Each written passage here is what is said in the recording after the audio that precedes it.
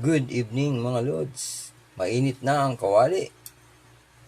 Ilagay na ang luya. Alam na mga lods, magtitinola tayo. Tinolang manok na may roong papaya.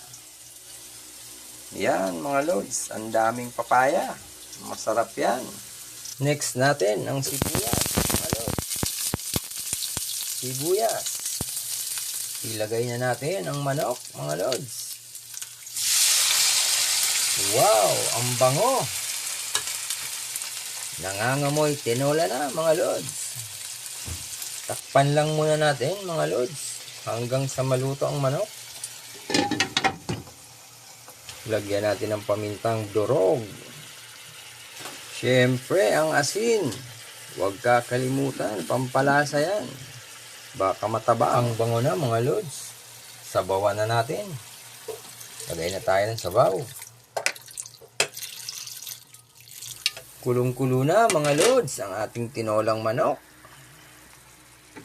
Wow! Ang bango mga lods. Sarap ng sabaw nito. Timplado na yan mga lods. Lagyan natin ng additional pampalasa mga lods. Ito mga lods, patis. Ito na talaga ang tunay na lasa. Patis. Ito na yung pangpinali mga lods. Siyempre hindi mawawala ang malunggay. Lagyan natin ng malunggayan. Yung tinolang manok, lagyan natin ng malunggay. Last na yan mga lods. Luto na to. After ilang minutes lang to mga lods.